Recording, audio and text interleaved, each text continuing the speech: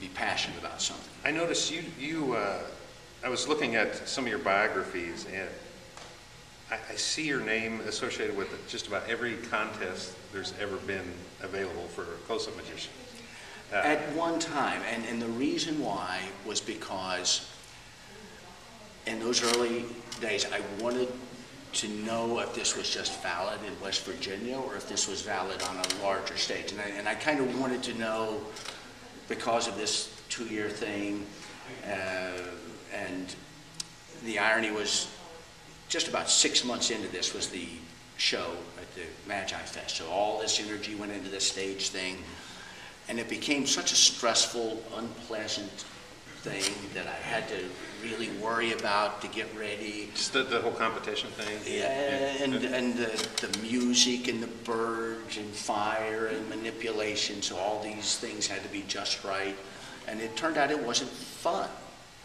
And it was, and I had to worry about it all. And I just sat backstage after this awful experience and just thought about it. It's like, you know what, this not supposed to be like this. When I got into magic, it was fun.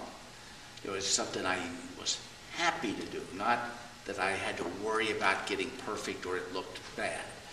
And so it just really shifted my style completely at the time. Everybody knows you've studied with the professor, Mr. Dai. Is it Dai Vernon, Dai Vernon? I've heard people It's both. say it's both. Okay. And I'm sure at the time there was quite a few people begging for his attention. Why you? What do you think he saw in you that he'd spend the time with you? I do think it was not right away. It wasn't an instant thing. I mean, I was just a face in the crowd. But I would hang around, and when the time was right, then I would show him something. And just, what do you think of this? And I would try to do something that would be clear that I'm thinking. I'm trying to bring something to the table, you know? Sure. And I would always listen. And I would listen really carefully. And sometimes I would say, okay, and then I would go someplace and then I would write it down. The things he said, okay, now what could that really mean? You know, if you said, okay, I spend a lot of time using gravity, letting gravity do it. What does that mean? And how could that, how can I squeeze more out of that thought? And I think that if I had been around him all the time, maybe it wouldn't have been quite the same, but I had to save up and travel 3,000 and 4,000 miles to be with him. So whenever I would see him, I was right there and I was listening, and I'm trying to absorb everything that Did you often think you had to prove yourself to him? Oh yeah, absolutely, absolutely. You know, because why pay attention to this kid if he's not going to be trying? And I think that when somebody in that situation sees somebody putting genuine effort into it, that makes all the difference. And slowly we became friends, and then I think I fooled him a couple of times. I think that really helped, because then there was a point that it was no longer, it became a thing. Oh, show him that thing that you do.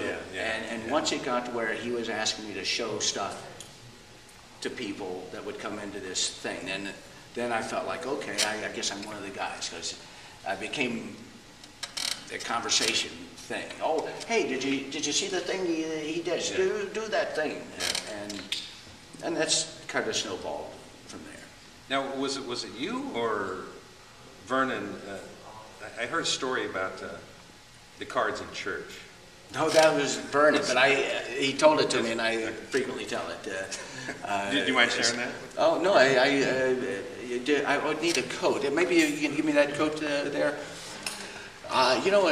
Dai Vernon was telling me this, that he says, when I was 8 years old, I always would, I had a pack of playtime cards. They were little cards, right, to fit my hand. So I was 8 years old, and I was working on the overhand stacking systems in the back of Erdney's. you know, which is just such a weird thing to hear somebody say. When I was 8, I'm working on the overhand stack.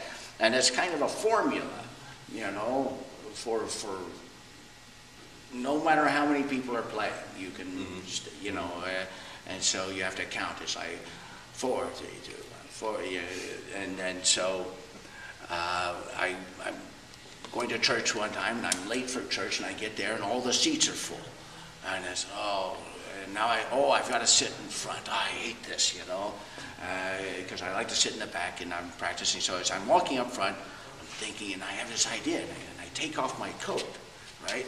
And I put my coat in my lap, right? And then I'm counting, and I'm going 4, 3, 2, 1, 4, 3, 2, 1, 4, 3, 2, 1, and I'm just counting to myself, and then I notice that everything's quiet, and I look up, and the preacher is looking right at me.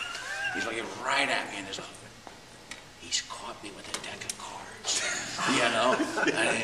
And I see that now everybody's looking, and so and then I thought like a magician. I put the deck under my leg. I go, what? Nothing, you know. And he says, you know, I didn't know until I was 13. I should have showed him the deck, you know. But, that's a great story. Yeah, it's. Well, Michael, we're out of time. I really appreciate. Well, thank you so much. It sure was nice to get back to Kansas City. Yeah.